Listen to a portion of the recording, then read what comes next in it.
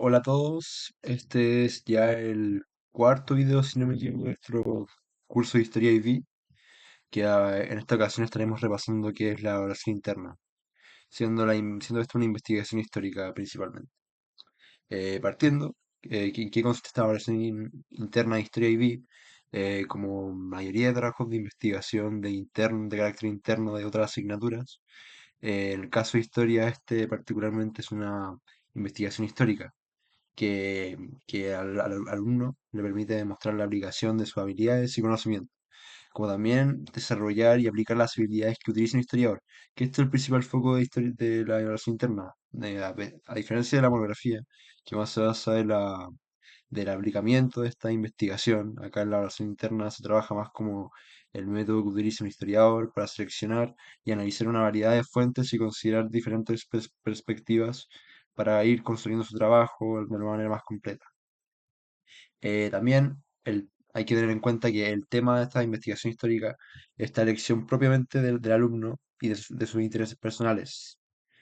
siendo parte fundamental tanto para el nivel medio como el nivel superior, siendo que es un requerimiento obligatorio para ambas secciones. Esta, al no ser una prueba formal, o sea, una prueba externa, como se conoce, no tiene límite de tiempo, o sea, este trabajo meramente en el hogar o, o en tus tiempos libres, más que todo, representando un 25% de la nota final del curso para nivel medio y un 20% para nivel superior. Si ya teniendo en cuenta que es la versión interna de Historia IB, vamos a pasar a las especificaciones necesarias para poder llevar a cabo este trabajo. La investigación, hay que tener en cuenta que es un tema de libre elección. Sin embargo, ese tema no puede tratarse de un hecho histórico que se dio en los últimos 10 años. O sea, este video estará a fecha 2026, o sea, tienes que coger un hecho histórico a partir del 2016 para abajo. Así siendo considerando un tema histórico más no algo actual. También para poder empezar a llevar a cabo tu evaluación interna, que los profesores tienen que aprobar tu tema y tu pregunta de investigación antes de empezar tu trabajo, porque en cualquier caso de corrección de pregunta, del enfoque del tema, tienes que tenerlo muy conversado con tu profesor para así poder llevar a cabo un mejor trabajo posible. Eh, Considerando también que tienes que tener las suficientes fuentes para poder desarrollar tu trabajo, puesto que la fuente es una parte primordial de tu investigación propiamente tal. Eh, También la versión interna consta de tres secciones, siendo diferentes entre ellas, teniendo diferentes requerimientos y puntaje entre sus secciones. La primera es la identificación y evaluación de fuentes, después le seguiría la investigación y por último la reflexión. Es importante considerar que esta evaluación interna en sus tres secciones no puede sobrepasar las 2.200 palabras en su totalidad. Si no, si te pasáis un poco, el examinador no va a corregir las palabras extras que tengas. Ya teniendo en cuenta las especificaciones necesarias, pasaremos al puntaje y cómo se retratan esta sección. Como lo dije anteriormente, se pueden identificar las tres secciones que hay en la versión interna, siendo también que cada una tiene su número de palabras sugerido, siendo 500 para la primera sección, 1.300 para la investigación y 400 para la reflexión, siendo que la más importante viene siendo la investigación propiamente tal, ya que tiene 15 puntos de los 25 totales. También y considerando que la reflexión tiene 4 puntos y la parte A de evaluación, identificación y evaluación de fuentes son 6 puntos.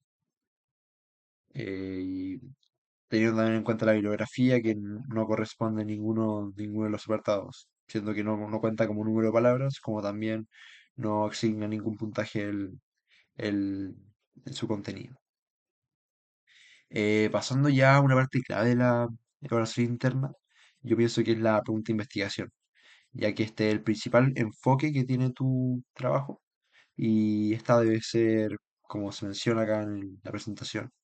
específica y delimitada, más no general. Esto se refiere a que no te vayas como por preguntas abiertas, eh, sino ir por temas más específicos con el que puedas abordarlo en las 1300 palabras.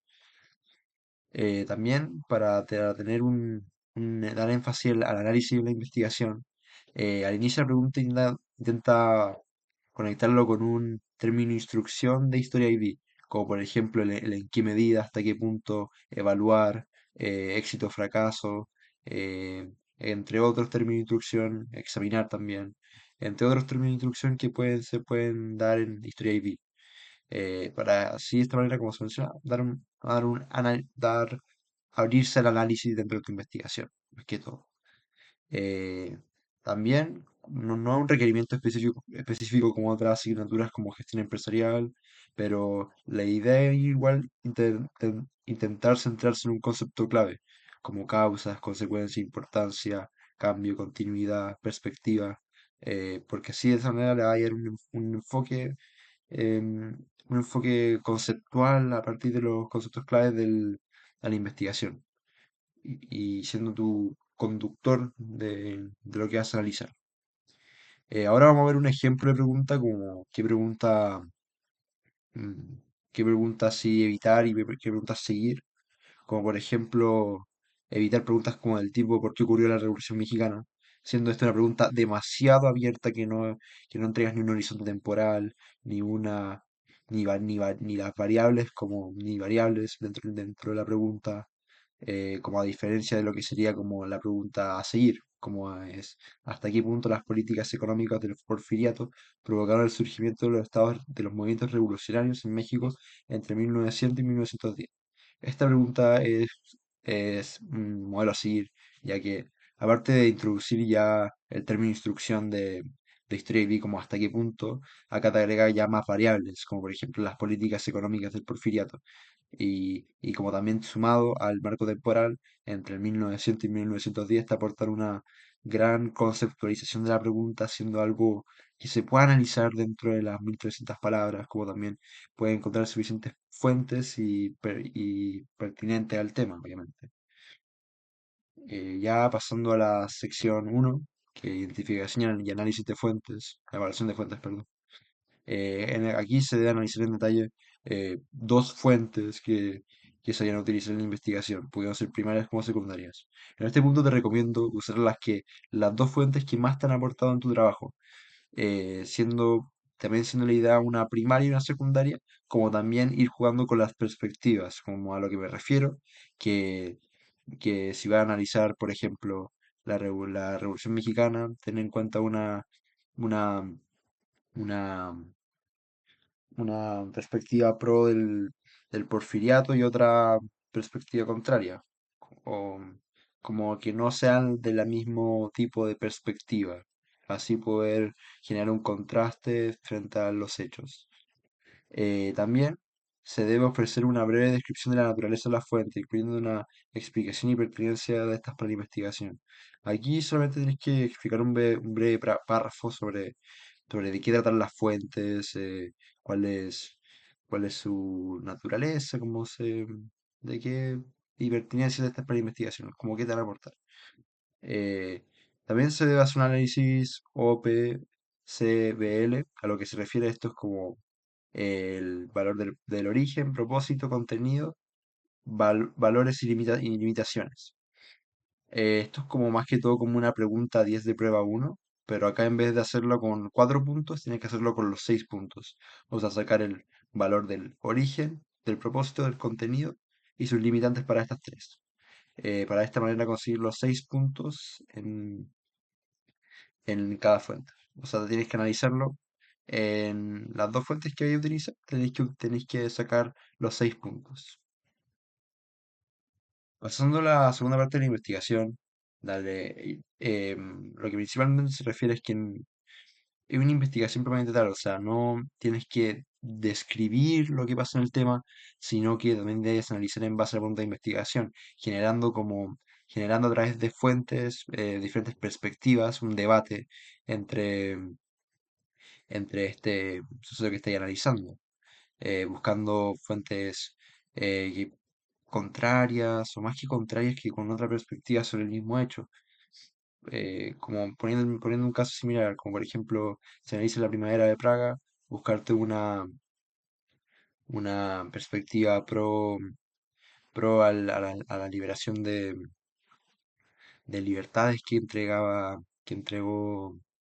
Dubček, y también buscarte otra perspectiva que hable sobre el soviético y del miedo soviético de perder esta zona de influencia, como en Checoslovaquia. Bueno, como se mencionaba, también se buscan múltiples perspectivas por esto mismo. También la organización, desde cuando se iniciaron los sucesos en fechas delimitadas es la pregunta, pasando por la temática, por ejemplo, causas políticas, después económicas, empezando. Esto a lo que se refiere más que todo es como para dar un debate, como hablar sobre, si hablas de causas, buscar las diferentes causas que llevaron a este suceso que estoy analizando. Y también, o por ejemplo, consecuencias, ir por diferentes consecuencias, como que cada autor le da su énfasis a diferentes consecuencias que pasan de un mismo hecho. También siempre hay que mantener el foco a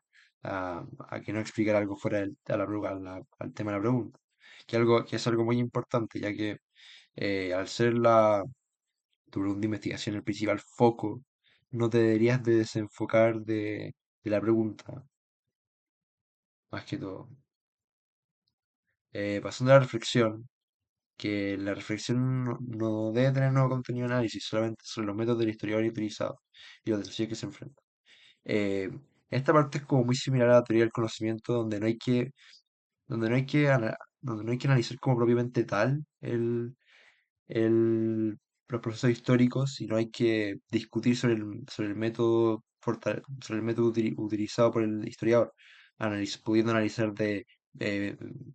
fortalezas y debilidades, eh, como, tam- como también eh,